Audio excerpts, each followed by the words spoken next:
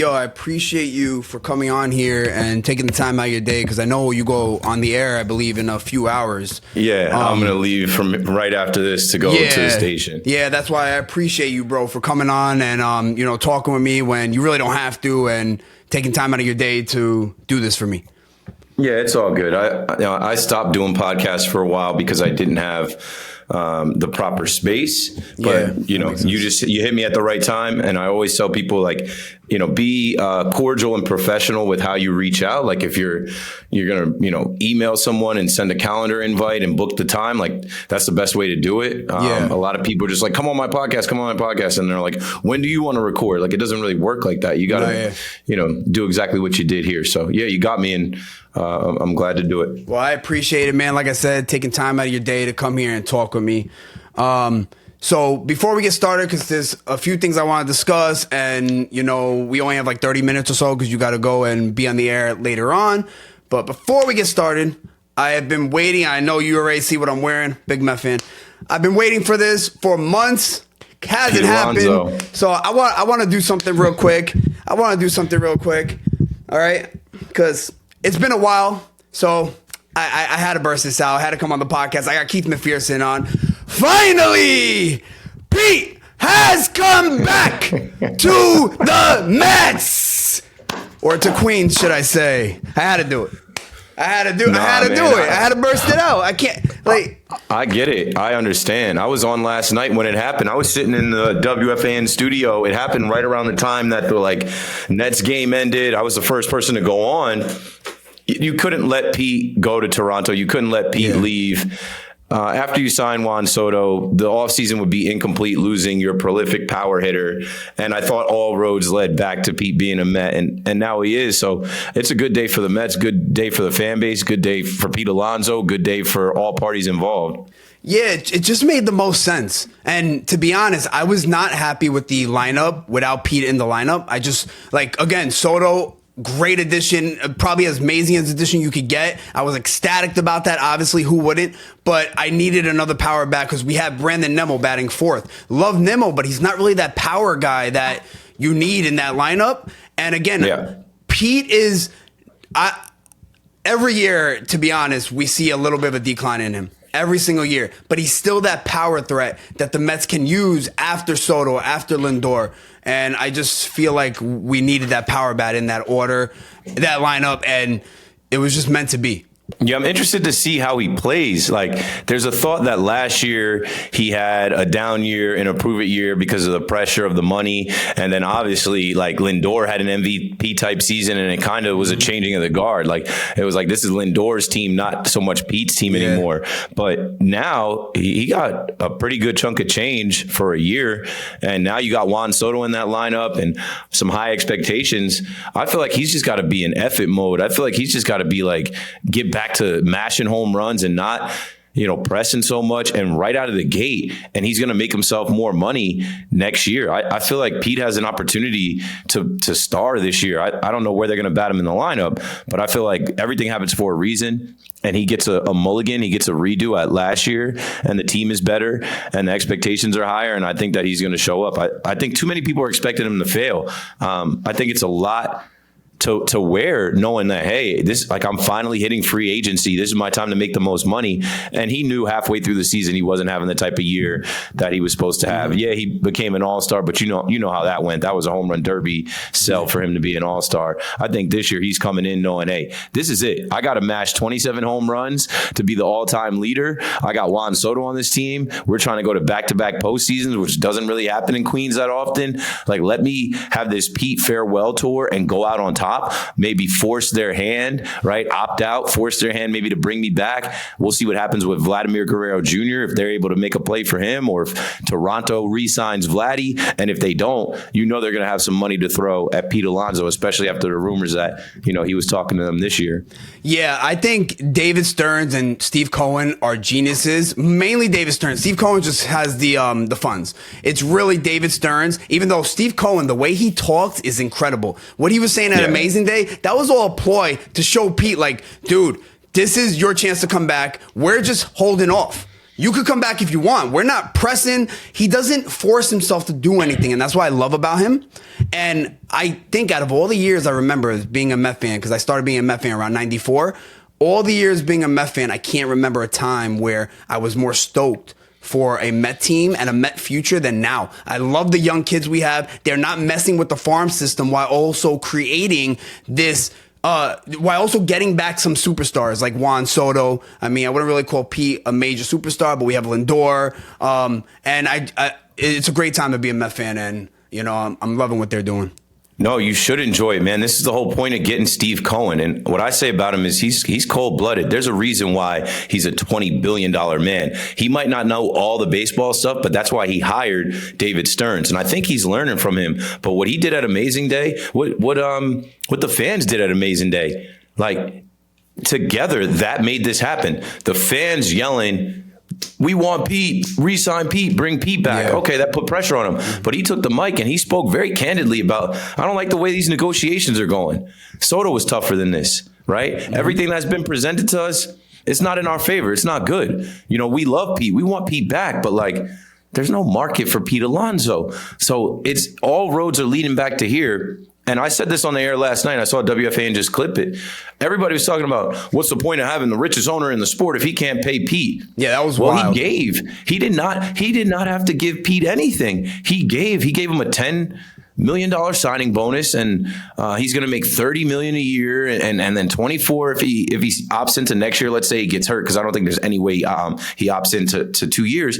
He gave more than he had to give. That number could have kept shrinking from 90 to 70 to now where it is. There also was a $71 million offer out there for 3 years that Pete didn't take. He took the 2 years with really the opt out after one, and everything worked because it wasn't this past Saturday. It was the Saturday before that.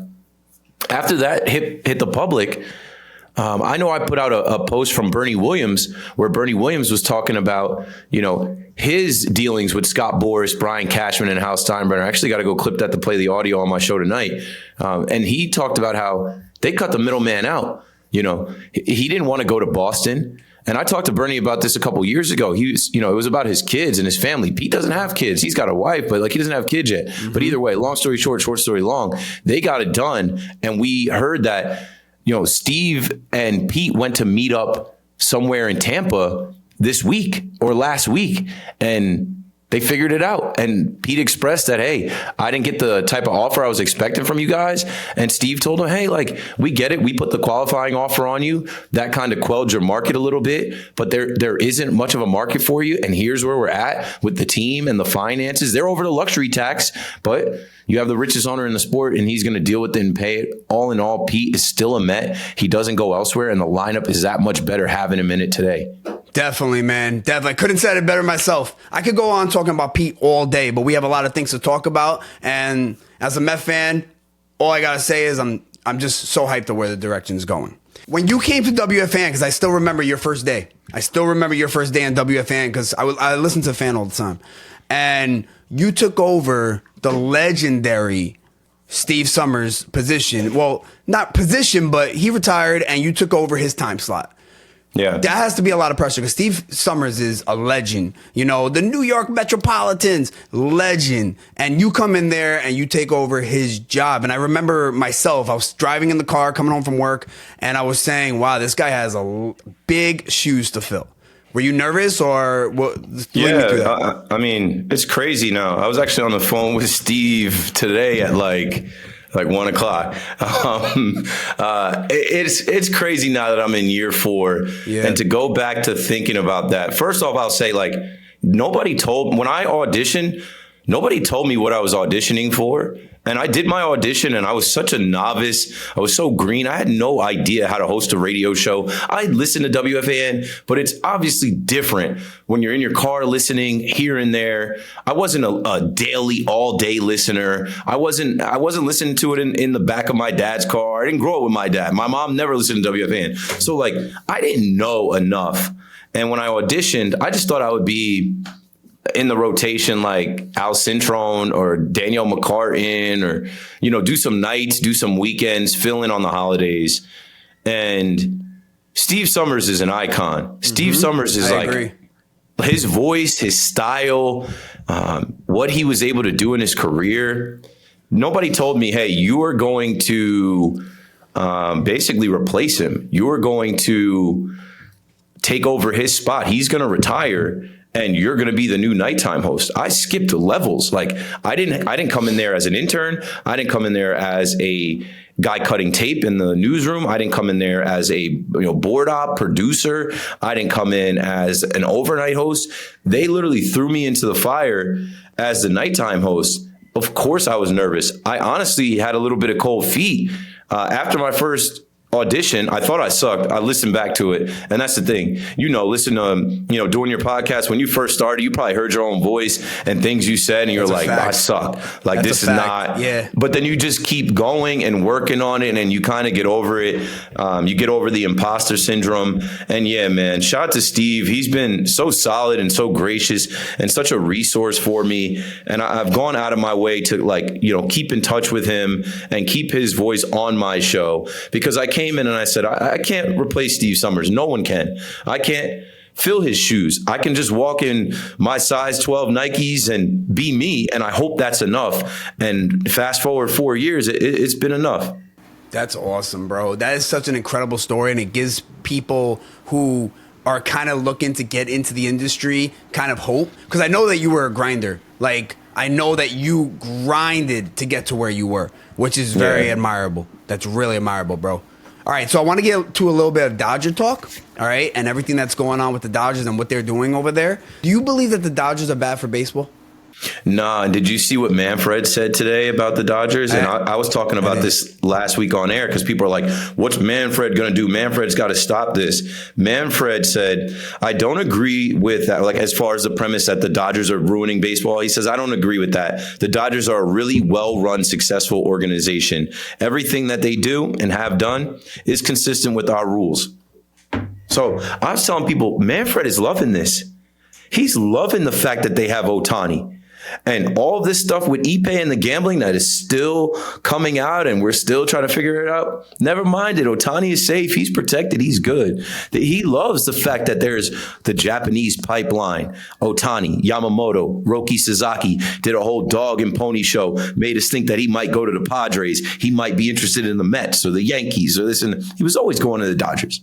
And then the deferred money Dodgers, the fact that they're only able to build this roster, this stacked roster, because they have over $1 billion in deferred money. And I've been on air screaming about the Guggenheim baseball family, the Guggenheim partners, their private equity firms, their banks, and their business that they do in investing. They take that salary, they invest it, they make more money off of it. They're making a ton of money internationally off Ohtani. They have figured out the loophole and they are exploiting it. And the only way it's going to change is if after 2026, we get to a new CBA and other owners push back, which like Hal Steinbrenner coming out and saying, none of us can do what the Dodgers are doing. When Hal Steinbrenner is the owner of the almighty Yankees, I think that was Hal speaking for some of the little guys, some of the smaller markets. And they are going to push back against this Dodgers team. If the Dodgers go back-to-back World Series, you can expect to see some owners and teams in Major League Baseball say, hey, this isn't right. They have a stacked roster and they have a loophole that everybody's not able to exploit. Yeah, my thing is of course, you got the over $1 billion of deferred money, which is so crazy to me. But on every July 1st, everybody rags on the Mets for paying Bobby Bonilla $1 million. These guys are going to be paying Shohei Ohtani $60 million when he retires. But forget about the deferred money. My thing is, you have all these Japanese players coming to the MLB with a mindset of they all know where they're going. They all know that they're going to LA, and it's just no one else has a shot. They say that, oh, I'm going to meet with this team. I'm going to meet with this team. Man, first of all, Yamamoto, that's the one that killed me. Yamamoto was using the Mets, using the Yankees for free stuff, for free dinners. Steve Cohen brought this guy to his house, wined and dined him, and using them for free stuff, knowing all along he was going to the Dodgers. Next year, they got the other guy coming. I just have in my head already, like, I don't have any vision because I believe he's a first baseman too. And again, Pete's contract might be up next year. Not contract. He might opt out. And I have no vision of him coming to the Mets because I know where he's going. Like, you just know because Shohei's luring everybody in. And that's my point is that, you know, all these superstars from Japan are all going to be just flocking to the Dodgers. And, you know, if this team stays healthy, now I have no idea how good Sasaki's going to be, but if this team stays healthy, he's going to be good. Yeah, well, I know he looks like a beast. He's right? like, he throws 100. I know. He's like long and lanky. I know. I don't know who to compare him to. Randy Johnson. Like, he's going to be good. And the thing with Sasaki, he's 22, man. And they got him for nothing, bro. I'll say this. You're 100% spot on with Joel Wolf, who is the agent of Yamamoto and Roki Sasaki. Joel Wolf was eating off of those meetings too. You know, when it first was reported, Steve Cohen flew out to Japan. He took out Yamamoto's entire family to dinner at this like nice French cuisine somewhere. Like they rented out the place, like the best French restaurant in Japan. Wow. Like what the hell? It's like something you dream of, something in a movie. We can't even fathom what that looks like. And then he brought him to his estate. I'm like, man, like they really tried to get him, and he was never going to be a Met. No. He was just getting the money up and going back to the Dodgers, where the Dodgers had Ohtani, and Ohtani's like, yeah, I don't need that much money. Defer my money so we can get this guy. And then Sasaki comes, and the first baseman you're talking about, there was a rumor 3 years ago that Munetaka Murakami likes the Yankees. He likes the Yankees brand. He's a fan of the Yankees. That if he comes to the States, he'd be more inclined to sign with the Yankees. Well, things have changed. The Dodgers beat the Yankees in the World Series. Ohtani is now there. His other, you know, I think there's a good chance that he goes to the Dodgers, whether they have Freddie Freeman or not. The Mets are going to be in on him, sure. The Yankees are going to be in on him, sure. But Ohtani has made it so that the Japanese fans are watching every Dodgers game, that almost the like LA Chamber of Commerce, when you fly in from Japan, they're handing you a pamphlet with 2 tickets to the Dodgers game and maybe a Dodgers hat. Like, hey, while you're here, make sure you stop at Chavez Ravine. Like, seriously, I read something last year about like 50% of Japanese tourists, they go check out Dodger Stadium, whether they just go see it, go watch a game, whatever. It's obvious because Ohtani, I also read Ohtani is on the cover of the sports page for a Japanese paper every day. There's somebody that is stationed in LA that writes a news story about Ohtani every single day for Japan, for the Japanese consumer that's into baseball. So crazy. Yeah, Ohtani, even in the MLB, you know, they post Ohtani everything they could get. And rightly so, the dude is incredible. But I just feel like all these Japanese players coming from over there are all going to want to come, and they're going to want to play with him. And not only him now, it's just everybody else. They're going to feel so comfortable being in LA, and it's close to home. And why would they not go to the Dodgers? There's no point of them going anywhere else. And like you said, go to the Angels now. No one's going to go to the Angels are done. The only team I could see any Japanese player, if they want to stay on the West Coast, go to it would be maybe the Padres. I know. Maybe I thought Sasaki had a chance to go into the Padres because I heard that his idol was Darvish. I heard Darvish was his idol, so I thought, all right, maybe he has a chance to go to Padres. Nah, I was wrong. There was a video of him in Petco Park wearing Padres like gear, yellow shorts and like a brown Under Armour type shirt. Like he was wearing Padres officially licensed team issued merchandise. So when I saw that, I'm like, he's going to be a Padre. Nope. That was all for show. It was all just like nonsense to, you know what, even Joel Wolf came out during the winter meetings, and I played this on my show because I'd be on it like that on the internet. I'd be on everything all day, clipping and saving stuff because like I just need the knowledge from my show like you probably need for your podcast. Yeah, I do that same thing. Joel Wolf, he came out at the winter meetings and he held court, told everybody, this guy's very quiet. He doesn't want to be in a big media market. He doesn't want to be around teammates that are very verbose and outgoing. He joins the Dodgers. It's the opposite of what he told everybody. I heard that too. That's why when I heard that, I was like, all right, you could rule the Mets out. And then I was like, all right, that's when I thought maybe he's going to go to the Padres. Nope, I was wrong. All right, now I want to get a little bit to your team. I want to get to the Yankees. I want to get to your team. So take me through what was going through your head, because I know a lot of Yankee fans were upset about it. We go to the World Series. It's game 1, and you have Ohtani coming up, and then you have Freeman. And Aaron Judge comes out. He pulls the hook, and he chooses to go Nestor over Hill. What were your thoughts? Man, I'm standing in Billy's. We were doing the watch party in Billy's. It's packed. And I'm standing in the middle of Billy's, and that happens. And at first, I'm like, I'm shocked, but I'm like, riveting.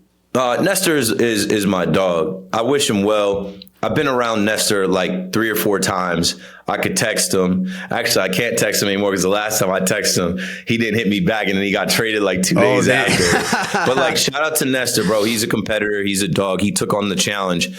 I'm still mad at the Yankees and Aaron Boone for getting too cute. Nestor didn't pitch for a month, and they threw him in a spot against MVPs. This guy had to face Ohtani, Freddie Freeman, Mookie Betts, and Tim Hill had been great. He had been masterful in the ALCS.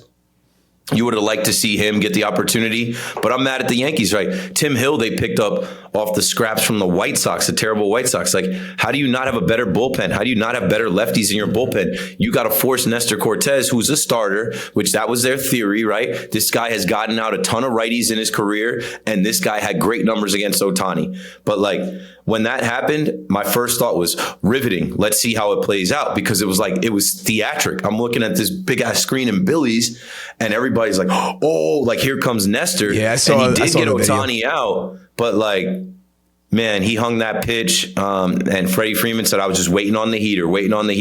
Lefty on lefty. He hung that heater, and I don't even think it was thrown very hard. I think it might have been like 92 or 93. And Freddie hit that walk-off grand slam, and that was demoralizing. That flipped just the feeling game one. If they were able to win that game, they had to lead, like, it changes the series. I also didn't like them taking out Garrett Cole so early in that game. Yeah, that was wild to me. That was even worse in my opinion. I just the taking out Garrett Cole, I can't stand when managers baby their pitchers, especially their very high praise, high salary pitchers like Garrett Cole, who is one of the best pitchers in baseball, who throws complete games. Yeah. Who, like, he missed half the season. Like, there's no more games after this. What are you saving him for? Let him throw until he, like, I don't know, bro. It's thinking too much. And I hate to be the guy that talks about analytics, but that's what it is. It's their binders, their numbers that say, oh, I think he was at 88 pitches. Man, get him to 100. It's the World Series. There is no tomorrow. Anybody that knows me when it comes to sports, me and analytics, we don't mesh. I'm more of an old school guy. And, you know, bringing Nestor when he hasn't, I mean, we were on Cole, but I'm going to go back to Nestor, where I don't know where the analytics put that one, right? Because I feel like it had something to do with it. I don't know, you know, lefty, and you felt like Kill might have not been too good against this matchup. It was his numbers against Ohtani. Yeah. And his numbers against just right-handed batters as a starter, but he's not pitching as a starter. He's coming in as in relief. He's not in his every 5-day routine. He hadn't pitched in a month. That analytics, there's no computer to input those things and calculate that. That's where you got to use your brain. That's where you got to think about heart, and you got to think about feel, and you got to think about the situation. They rolled the dice and they paid for it. So my reaction, or not really my reaction, but prior to it, when they brought in Nestor, and I know Nestor hasn't pitched for a while, I hit up my friends because I wanted to make sure, because again, I'm more of a Met person, even though I follow around what's going around with the entire league, but I wanted to make sure. I hit my friends, I'm like, yo guys, how long has it been since Nestor has thrown a ball? And they were like, a very long time. And I was like, yo, he's hitting a home run. I say he's hitting a home run. You know, the reason I said that is because I have been destroyed by Freeman too much in my life. And I'm not a Yankee fan, but I've seen what this man does in clutch situations because of all those years he was on the Braves. And I just go, yo, this dude's going to hit a home run. Next pitch, right when I text that to my friends, he hit it out. They thought I had it before them. They thought I had it before them. I was like, no, bro. I was like, I told you. No, you just had PTSD. Yeah, that's what it is. Him. Too much trauma. What I'll say from about him. Freddie, in the NLCS against you guys, he had the ankle injury. So he was neutralized. He was not effective in the NLCS. Mm-hmm. The Yankees did factor that in, right? They pitched to him the whole series, and he ended up being World Series MVP. Yep. They did not realize that this man had 5 days off between the NLCS and the World Series. Whatever the hell the Dodgers shot him up with, whatever sensu bean he ate, whatever Wolverine powers he got to heal, he was Superman in the World Series. He was hobbling around in the NLCS. So, yeah, I think it was a little bit of a flip-flop because Ohtani did great in our series, did nothing in your series, and Freeman did nothing in our series, did great in your series. So, and it was funny because it was literally a flip-flop because Ohtani... and Ohtani got hurt in the World Series. Exactly. Yep. And Freeman just... I think he was still hurt, but he was just pounding you guys. He hurt his ankle, and like you could tell it was affecting his batting, his running in the NLCS. But 5 days of rest, icing it up, I don't know, treatment, he was superhuman in the World Series. And he's like that. Like when you say a guy is like that, like you talked about it, you've seen him kill as a Brave, like the moment is not too big for that guy. That guy is a professional hitter, and the moment he was ready for every time with the Yankees in the World Series. No, definitely. All right, so a few more questions. I know we got to wrap this up soon because you have to get going. But Juan Soto. So obviously Soto came to the Mets, and I know a lot of Yankee fans are very upset about it. Still kind of like, upset about it. Your team without Juan Soto. I want to ask you, do you think with the acquisitions that the Yankees made, do you think that they're better now than they were last year with Juan Soto? No, and Yankee fans are going to say that because that's what they have to do to just be true blue Yankee fans and we're the best. And hell no. I said the other day, I had to take that WFA news. I was like, I can't go from saying give the guy a blank check to saying we're better off without him. Like that doesn't work. How can you go from saying he's worth every dollar to saying, we don't need him? That's coping, right? That's moving the goalpost. That's like, it's just like, I don't know. It's just, it's not valid. And I can't do that as a radio host because everything I say is on podcasts. Everything I say, old takes exposed, freezing cold takes. Like these guys can be like, bro, you were saying this. How'd you switch up? What I'll say about Juan Soto and losing him though, is that the Yankees did have a change of heart and philosophy, as well as losing the World Series. Those things are compounded. The Dodgers talked about scouting the Yankees and how their defense was shoddy and how they knew if they put the ball on the play, the Yankees would piss down their legs. So the Yankees heard that. And then the Yankees, they tried to get Juan Soto. I did not think Hal Steinbrenner was putting up $760 million. But when they lost out on Juan Soto, they said, okay, what do we need to do to fix this team? Tighten up the defense, run prevention. They took that money and they went and paid Max Fried. Did I want to sign a pitcher for 7 years? Hell no. When I saw the deal was 8 years, I'm like, 8 years? Yo. But that's what you got to do to win the player, especially when the other two teams competing for his services are in your division, the Red Sox and the Blue Jays. Yeah. Then they pivoted to Cody Bellinger, who Cody Bellinger was supposed to be a Yankee the last 3 years, right? And they trade Cody Poteet to get him. Good job by Cashman. They get Paul Goldschmidt. When you're looking at what Pete is about to make in 1 year versus what Paul Goldschmidt is going to make in 1 year, let's see if Paul Goldschmidt can be more like 2022 MVP Paul Goldschmidt and not what he was the first half That's a major steal of last year. Yeah, you trade Nestor Cortez away. Nestor Cortez needed to change the scenery, and so did Devin Williams after Pete Alonso took him deep in the wild card round. He needed to get up out of there, so they end up getting Devin Williams. Shout out to him, the airbender. I was able to link with him over the weekend, talk to him. Super chill, down to earth. I think he's going to be great as a Yankees closer. I think it's going to be electric with him. Luke Weaver was great, but Luke Weaver was a pivot from Clay Holmes. Right. Luke Weaver was a Band-Aid. He wasn't really supposed to be the guy. Luke Weaver's a guy they randomly got off waivers and he became. So now you have an ace, a left-handed ace, because Rodon is not it. You have Max Fried. Now you have Cody Bellinger in that outfield who they're going to put in center field. Now you have Devin Williams as a closer. Fernando Cruz, they also added. Jonathan Loaizaga's back. Tim Hill is there. And the defense gets better because Judge goes back to right field where he's a plus defender. He's better at right field than Juan Soto was. You move Jazz Chisholm from third base. He had to figure that out in a matter of 3 months. You move him to second base where he's played the most games. And then they're having a competition for third base, but all three of those guys can field the position. We'll see how long they last if they don't trade for somebody. If they don't actually go get Nolan Arenado or trade for somebody at the deadline, I don't know.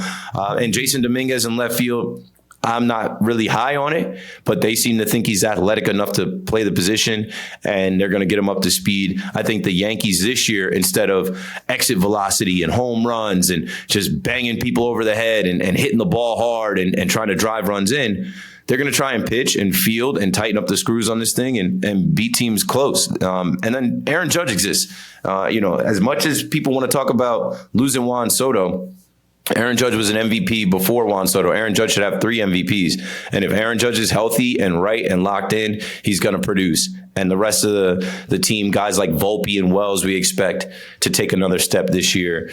Who did I leave out? I don't know if I'm missing anybody. I think that's pretty much everybody. Yeah. Yeah, I think they reverted in a very, very positive way. I really do. I think they did a very good job after losing Juan Soto to, bolster up their pitching staff, get that dominant closer, because he is a dominant closer. No matter what happened to him with P. Alonso hitting that home run, that dude is a dominant closer. Probably the best in baseball, to be honest. Devin Williams is a beast. He's really a beast. And that's why I was sitting there during that game when P. Alonso hit that home run, miserable, because I did not think that was going to happen off of Devin Williams, because that's just the guy who he is. I know Devin Williams. We face him a lot. He's just a beast, bro. And if Pete Alonso doesn't hit that home run, he doesn't give you the joy that you felt by him signing last night. Like, that home run turned into this contract, because if he doesn't hit that home run and the Mets get eliminated, they let him walk for sure. No, 100%, because I was saying that. I had that in. I kept saying that to myself. My wife was taking a video of me during P. Alonso's at bat, so I have a reaction video of it that actually was kind of trending online. She put it online, and she just took out the phone in case something happens, that you could hear me saying, "Pete, if you get into a double play here, no one's paying you." And then next pitch, he hit the home run, and the rest is history. But putting that aside, Devin Williams is a beast, and I do think that you guys reverted in a very positive way, and I think the Yankees are going to be fine because, in my opinion, the AL is weak, dude. Like, the Mets have a juggernaut to go through. In my opinion, the AL is just it's a weaker division, in my opinion, and I think the Yankees are right up there from the top, even without Juan Soto. Yeah, on paper, and that's why I keep telling everybody, let the games begin. We can't get to it soon enough. On paper, the AL is weak, and then the Red Sox will emerge. The Texas Rangers will be back. That could happen. The Orioles will be competitive. The Houston Astros will be back. The Yankees will stumble at some point. I hope it's that easy. I hope it's another cakewalk to get back to the World Series, and I hope it's the Dodgers sitting there waiting so we can get redemption. And it's not guaranteed because they have the best team on paper that they get there either. So that's why we watch. That's why we watch 162 in postseason. We, are diehard fans, and we live and breathe this stuff. And baseball has the most parity. We haven't seen a team go back to back. We're about to watch a Super Bowl that is potentially going to be a three-peat. We haven't seen a team go back to back and three-peat since the Yankees did it in 99, 2000. I have a question. You're at the game. I know you're a bleacher creature. I know you chill out on those bleacher creatures. I've been there before. I know how those people act. Juan Soto comes to the plate. You're at the Met versus Yankee game. What are you doing? Oh, he's getting booed. He's getting booed. He's getting booed before he comes to the plate. I think on air I said Mendoza should DH him that day and spare him from right field. But I also know this about Juan Soto. He is a dog. He is a cold-blooded killer. And he has experience now in right field at Yankee Stadium.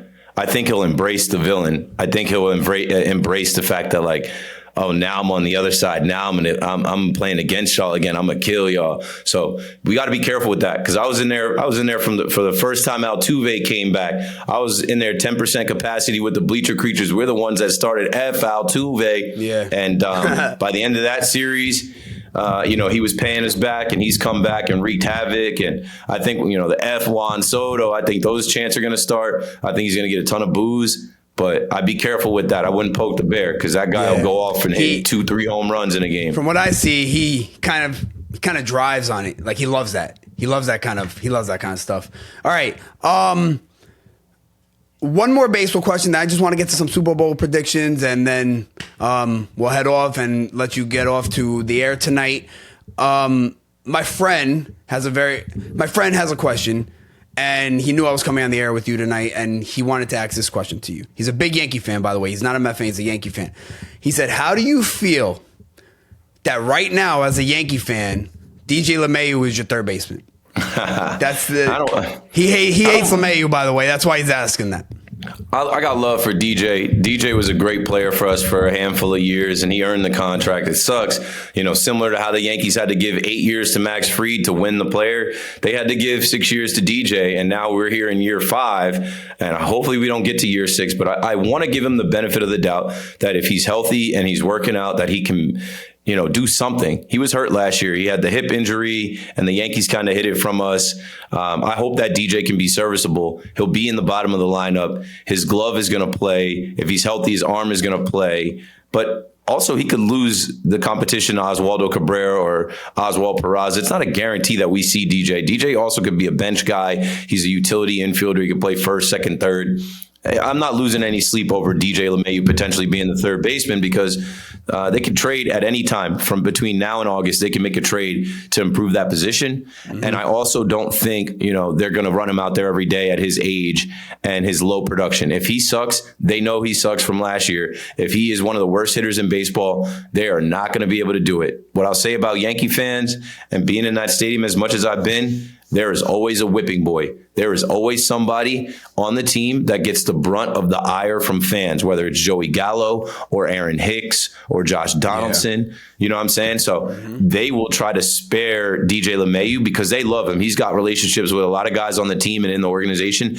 They will try to spare him that embarrassment. If he doesn't have it anymore, they'll see it through probably for this year, but they're not going to run him out there over and over again to embarrass himself and be hated by the fans. So I'm not losing any sleep over it. I'm not worried about it too much. You have no interest in Bregman? I don't have any interest in Bregman. One, the Houston Astros thing, which I know we're supposed to get over it, but I wouldn't want to hand that guy a bag of money. Two, I don't think his swing is going to play in Yankee Stadium. That's the what my friend deepest said. Part is that left field, the Crawford boxes versus left field. That's the difference of a lot of feet. I don't think Bellinger is very fond of him after his comments with the cheating scandal. I don't think Judge would be very fond of him, and I don't think Cashman's very fond of him. There was a report out today that I have in my notes that Bregman is looking for a 6 to 7 year deal. Yes, I saw that. That's wild. That's crazy. They're not signing him. They're not signing him.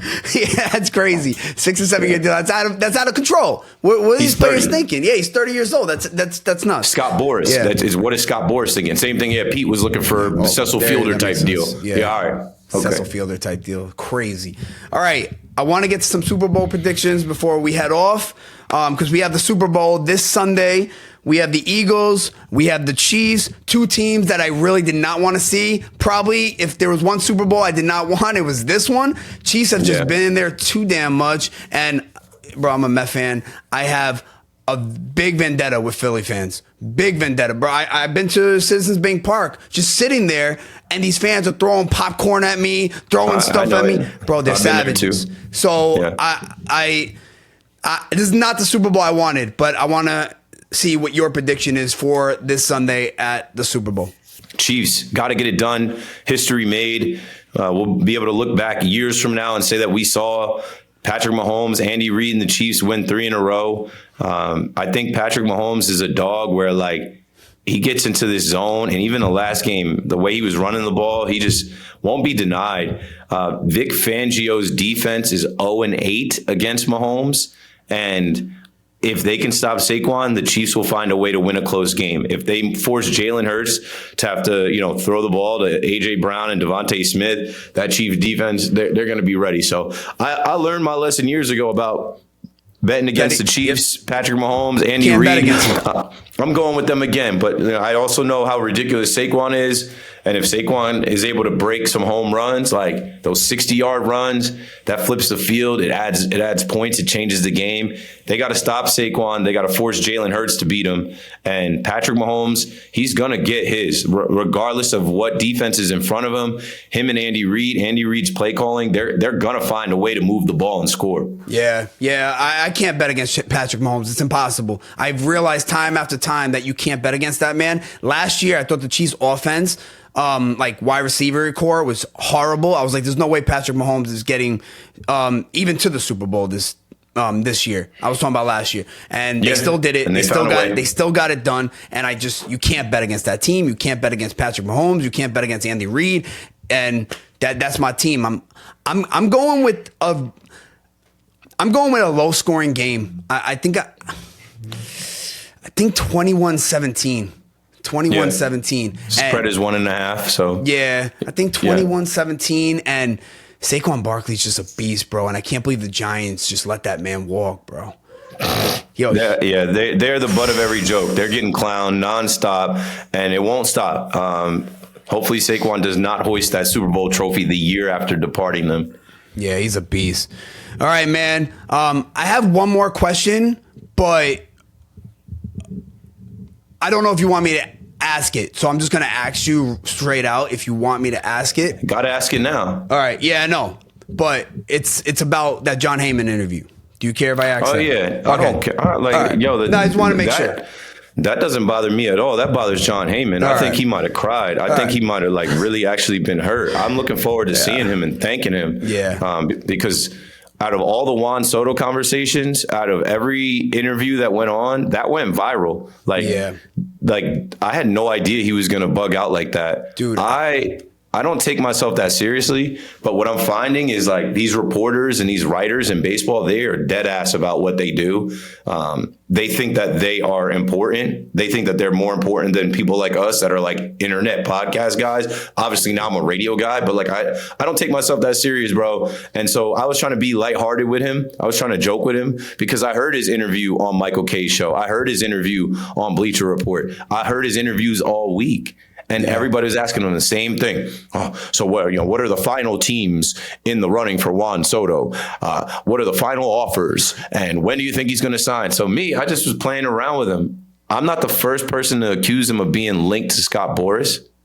But he took it the wrong way, and I really think he took it the wrong way because he doesn't respect me. And I don't care if he respects me or not. I've met him twice. I seen him in the Yankee Stadium media area, and I seen him at MLB Network, and I'm gonna see him again. And when I walk up to him, I'm gonna say, "Thank you, John. I got no problem with you, but thank you," because that moment went viral, and that made more people aware of me. My followers went up. More people started listening to my show. More people started rocking with me because I guess that many people hate your ass. They started saying, "Yo, this guy's hilarious. Yo, this guy had the balls to say it. Like, who is this guy on the radio that just flat out said to him, hey, what are you getting on this deal? You getting 10% of this? You getting a cut?" Like, I was clowning him, but I was doing it in a way that I thought he was okay with. Yeah. He was joking around. It was crazy. Like, I even said something like, yo, you're not going to break any Boras news at this point because, it's 8 p.m. Eastern Standard Time. It's Friday night. We're done. Like Boris says, you're probably off the clock, right? No, you know nothing about that. So long story short story long, I thank John Heyman for losing it because that went viral. And then that fell on me and my show. And out of all the things that we did on WFA and leading up to the Juan Soto decision, that is memorable. That is now a drop. That made people tune into the radio station, tune into my show. And I ain't got no problem with it. Like, I would do it again. I wouldn't change a thing because my whole approach was, okay, let me joke around. It's Friday night at 8 to 8:30. I'm interviewing this guy. Let me not ask him the same questions he's been asking all week. Let me kind of, wink, wink, nudge, nudge. Like, yo, I know you work with Boris. And then you know what happened after that, bro? The Juan Soto press conference, Juan Soto comes strutting around in his suit jacket and his sweater and his 22 medallion, and he sees John Heyman and he pats him on the stomach. Yeah. What was that about? I can't disagree with you at all on this. It felt like a joking matter to me, but I don't know. I don't know if it's because we're younger and John's a little older, but it felt like a joking matter. So I was like, all right. I went back and listened to it, bro. He said something to me like, you're not a journalist. You don't know how any of this works. Yep. Yeah, but I did go to college. I did get a degree in radio and television, which is what I do for a living now. So, like, you tried to come at my credibility. You tried to come at my knowledge. Like, no, I'm not a pen pusher like you, but, like, I got some motion out here. I got some people that rock with me out here. Like you said in the beginning of this, I grinded to get here. Yeah. So you don't have to respect me and you don't have to try and belittle me. You tweaked on a Friday night and your voice cracked on air and I said, you got to go to bed. And like, we're still laughing about it to this day.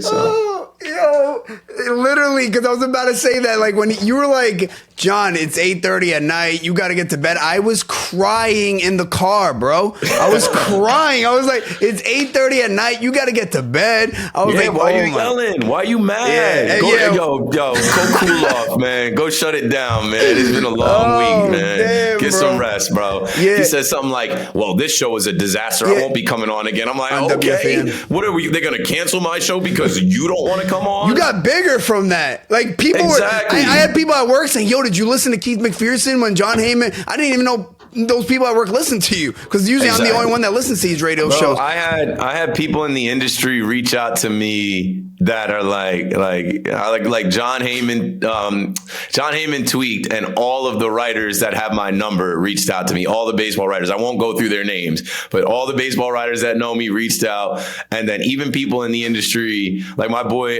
Miro from Jesus and Miro, hit me. I'll say Jeff Passan because I already said Jeff Passan text me. Jared Carrabis text me. Like when that happened that night, my phone was blowing up with people in baseball and sports media and entertainment. Like, that was hilarious. And I'm like, I wasn't trying to be funny like that. I was trying to be funny and mess around with the guy. But I didn't know I was going to get him to crack like that. Like, you know, like this is the last thing I'll say about it too, because I do got to run. I come from like roasting and joking and like cutting ass. And like I told people, I'm like, we used to get on the bus when I was a kid. And even if you had a fly fit, like you're about to get cracked on. You're about to get joked on. Like if I'm wearing all red, like somebody be like, yo, your Elmo looking ass boy. Like, yo, what you doing? Yo, why you got your hoodie all tied up? Like I come from just being able to take a joke and like joking with people and not taking yourself so seriously. Which is good. When you're on the radio, it's good to do that because you got listeners and people like that kind of stuff. People like that kind of content. People want to laugh. Yeah, you want to laugh. Like, it's not supposed to be. We're not talking about politics. Look, man, John, it was obvious he thought that you were discrediting his accountability for all this stuff. You know, I guess he was very butthurt because I heard him bring up the arson judge thing, which was hilarious, by the way. That's what I I heard him bring up that. I said, yo, I'm like, that. People made T-shirts of that. That's epic. He was like, well, I hope people can let it go. And you know what I didn't realize? It was the 2-year anniversary of that exact day. So maybe he was going through it. People were really tweeting at him. Later that night, somebody got him on Twitter and they were like, yo, did you drop any N-bombs after the interview with Keith? And he said something like only one, but he didn't read it. He thought the person said F-bomb. He just made it worse. So like I said, I don't care. It doesn't bother me at all. When I see John, he'll probably duck me, but I'll walk right up to him and be like, yo, thank you for coming on my show. That moment went viral. I wasn't trying to disrespect you. Even when you came on, I literally said, everybody in baseball knows this guy. He's been doing this for years. I'm a fan. You're a fan. It's John Heyman. I was singing his praises. But I guess one thing that I learned is you can't joke with everybody. And, you know, these writers too, because I saw some of the other writers like Mike Vaccaro. I was just thinking about Mike Vaccaro today. I'm like, whenever I meet Mike Vaccaro, I'm not shaking his hand. I'm not rocking with him because I saw him write this whole thing about this is slander. This is accusing someone for being on the tape. Did he this really? is serious stuff. Yeah, he wrote I didn't see that. And I'm like, on his Twitter account, and people were like, yo, take a freaking walk. Like, you guys don't understand. Like, our generation that lives on the internet, you post something on the internet, all the comments are jokes. You post something on the internet, like how much fun do you get from watching a video online and then going to the comment section to see all the funny replies? Exactly. That is what our generation does. That's it. And Keith, like I told you, bro, I thought it was hilarious. I was in the car dying. I had tears in my eyes. I thought it was funny. And yeah, when John Heyman let out that squeal, I lost it. I almost got into a car accident. I'm going to be honest. I almost got into a car accident. I'm not kidding. It was hilarious, the whole entire thing. And it started off, I thought it was just a normal talk. And then when he just came out of nowhere, because it seemed like such a normal talk, and he said, by the way, I'm not going to be doing this again with you. My head, like my dog, bro. My head kind of like went like this. I was like, interesting. And then the next thing he was like, I'm so done with WFAN. I can't believe it. I'm like, all right, John. I'm like, yo, all right. I guess John's got to go to bed. I'm looking at my producer like, yo, no, hang up the phone, bro. Like, I wasn't trying to take it there with him now. Like, he turned it up 10 notches on me. I didn't know it was that serious. All right, Keith, yo, I appreciate you, bro, for coming on my show. This was a blast. Like I told you, taking time out of your day, talking Mets, talking Yankees, talking baseball. And, yo, I appreciate you, bro. And I'm going to be listening to you later. So, yeah. Yeah, I'll be on tonight. Keep grinding, keep doing your thing. Like I said, I was on hiatus for a little while, not doing anybody's podcast, but I kind of rebuilt up this room in here. You know, got my mic set up, got my soundproofing and whatnot. So, man, perfect timing. Closed mouth don't get fed. You reached out. You were very professional about booking me and bringing me on. And I'm glad to give you the time. Hopefully this helps. You know, when you post it, tag me. I'll retweet, I'll share, and maybe you get some new eyes and some new people to follow what you're doing, man. Thank you so much, man. Anybody listening, this was Keith Mcpherson. You can catch him on WFAN 7 to 12. Follow him, bro. All right. There it is. There it is right there. Keith Mcpherson, baby. Yo, Keith, I appreciate you, bro. Have a good one, dude. Later, man. Well, there you have it. That was Keith Mcpherson. You can catch him on WFAN weekdays from 7 to 12. If you guys can just do me a favor, please hit that like and subscribe button. I'd really appreciate it. Maybe drop a few comments in the comment section and let's get talking, baby. Let's talk sports because that's what we do. We talk sports every single day. We love this. We live for this. Peace out, y'all. Let's go, baby. Enjoy the Super Bowl, everybody. Have a good one.